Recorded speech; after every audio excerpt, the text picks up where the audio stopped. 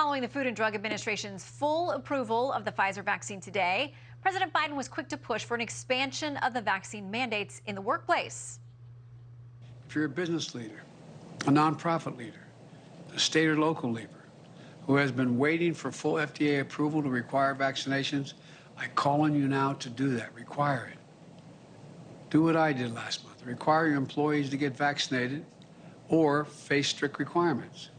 So what happens now to the millions of employees who've opted not to get vaccinated for various reasons? Let's discuss with Fox News medical contributor Dr. Jeanette Neshwat and the president of First Liberty, attorney Kelly Shackelford. Welcome back to both of you. Hi, Shannon. Thanks for having me. Doctor, let me ask you this question first up. I'm seeing a lot of people say this is not a true full approval. There are still reports that will have to come in over the next years and months before this is full FDA approval. Can you separate fact from fiction? What exactly does today mean? Hey, Shannon, sure, absolutely. So today is a historic milestone, such an incredible achievement because we have full FDA approval for the Pfizer vaccine for those age 16 and up. Thousands and thousands of pages of data have been analyzed, and this is a continuous process. We continue to monitor and analyze data for years to come. It doesn't just stop right here.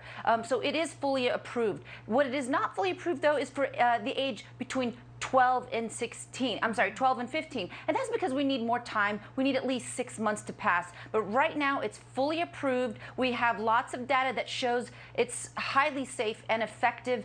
And we probably have more data with this vaccine than any other vaccine in history. And this is going to be something that's probably going to nudge those who are vaccine hesitant to go out and get their vaccine. Because that's one thing my patients tell me, Shannon, is that I want to wait till it gets FDA approved. And we finally reached that day. Well, and Kelly, we've heard from a lot of folks from the Biden administration say once that happens, it's going to take away the excuses. And now they're pressing companies, private and public, saying, OK, this is your opportunity now to go ahead and follow with these vaccine mandates. I want to play something from Scott Gottlieb, the former Food and Drug Administration commissioner. And he says he thinks this is actually going to work the way the president hopes it will. I have talked to a lot of businesses that have said that they don't feel comfortable mandating the vaccine until it gains full approval, that they feel they'll be on stronger legal ground to mandate the vaccine. Exactly. So I would expect a lot of businesses now to fall in line in terms of mandates. Kelly, I know you've already been dealing with employees and people who say they don't feel like this is a choice their employer should be making for them. Critics will say, go find another job. What's your advice? Well, I think what's sad is so many of the folks that this is happening to, they feel like they don't know what their rights are. They don't know what the law is. They hear mandate. They think, well, I guess the government can tell me whatever, or my private employer can tell me whatever, and it's just not true. We actually have a lot of laws in place, both the Constitution, if it's the government, and even for private employers, we have federal laws, even if you're in the military, that protect you. So there's really not almost any situation where you don't have a right, for instance, to apply for an exemption, a religious exemption, or a medical exemption. And we're having so many people call that don't know that, and they think their career is over because of their religious beliefs or their objections. And they're finding out that if they just fill out the form, their career's back. And so I would encourage people, they can go to firstliberty.org. We've got a kit that just lays out for them what the law is, what their rights are, and they can make their own decisions at firstliberty.org, because I think the biggest problem is just the fear and the lack of information that people have about what their rights are to deal with these decisions. And there are people who have religious objections. In Washington State, Jason Rance, who does a ton of reporting and flagged this for me tonight, this is a form from the Washington State Department of Transportation. A lot of the state agencies out there are mandating vaccines.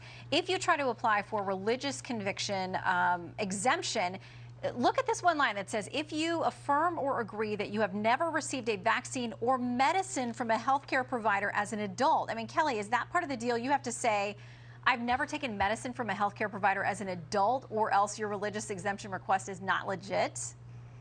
No, this is crazy. This is, some people obviously don't understand what they're doing. Not only do you not need to say you've never taken medicine or never taken a vaccine, there are even people that will say, well, the Pope says it's okay to take the vaccine, so that must mean that you're Catholic. You can't say you don't have a religious objection. Oh, yes, you do. There's law going back many, many decades, both federal and statutory law, and even the EEOC that says No, religious beliefs are that person's beliefs. Whether your pastor has the same beliefs as you or some denomination or not, it's about your own sincerely held religious beliefs and following those. And so there are protections. They're there in the law. They've been there a long time. And I would just encourage people, make sure and know what their rights are and do what your conscience or what your faith tells you to do. Don't be bullied into doing something that violates your faith or your conscience or what you feel like you're supposed to do. Doctor, I want to give you the final word here on how you walk patients through making these very difficult decisions and assessments in a very heated environment, and everybody wants to do what's best. It's all about patience, compassion, and understanding and listening to my patient's concern. I sit them down, I tell them the ingredients of the vaccine, I tell them what to expect when they get vaccinated, and I tell them it'll save their lives. And that's the truth. Vaccines will save lives. And also, to Kelly's point, we also should have medical exemptions, Shannon. I don't think you should be vaccinated immediately if you've just had COVID, because you've got some natural antibody protection. So it's reasonable to wait a small period of time before you go on and get vaccinated. But talk to your doctor is what I tell my community. Speak to your doctor if you have any questions or any concerns. We want what's best for you. We want you to be safe. We want you to be healthy. And we want you to know that the vaccine is now fully FDA approved, safe. It'll keep you out of the hospital. And it's one step closer to ending this pandemic. I think everybody wants that. That's everyone can agree on. Dr. and Kelly, great to have you both. Thank you for lending us some of your expertise tonight. Thank you. Happy to do it.